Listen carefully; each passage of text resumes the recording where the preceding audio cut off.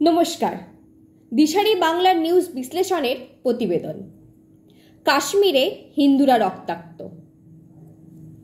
পেহেলগাঁও থেকে খুব কাছে প্রায় ৩০ জনের মৃত্যু এবং ৫৫ জনের অধিক গুরুতর আহত।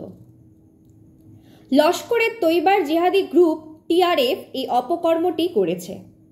ভারতীয় এবং বিদেশি পর্যটকদের ওপর অতর্কিতভাবে হামলা করা হয়েছে।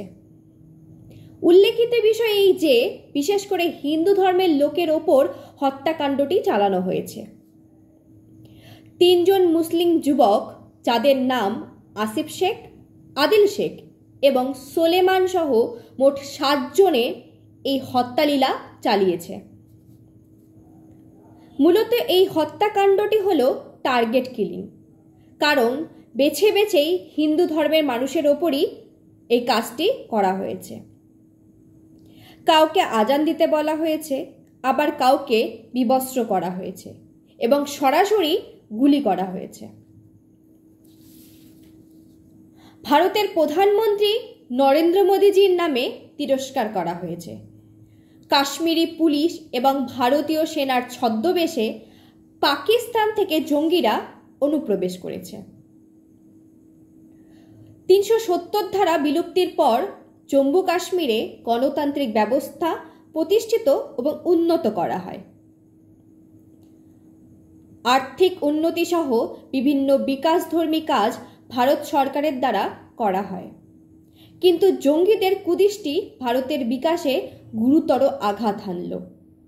একথা ভুললে চলবে না যে ভারতের মধ্যেও যথেষ্ট ভারত বিরোধী গদ্দার রয়েছে। লক্ষ্য করা যাচ্ছে যে ভারত বিরোধী গদ্দাররা হিন্দু পর্যটকের মৃত্যুতে যথেষ্ট সহানুভূতি প্রকাশ করছে না। একজন ভারতবাসী হিসাবে এই ঘৃণ্য জঘন্য বর্বরতাকে ধিক্কার জানাই।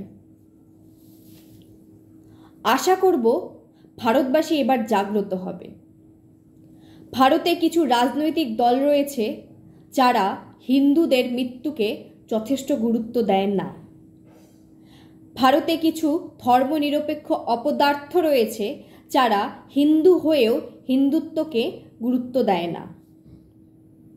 জঙ্গি সমস্যা পৃথিবী জুড়েই, তাই ভারতীয়দের উচিত হবে জঙ্গিবাদের বিরুদ্ধে ঐক্যবদ্ধ হওয়া, কারণ জঙ্গিদের কোনো ধর্ম হয় না। সে যে সম্প্রদায়েরই হোক না কেন, জঙ্গি তো জঙ্গি। ধন্যবাদ। Please share and subscribe my channel. Thank you.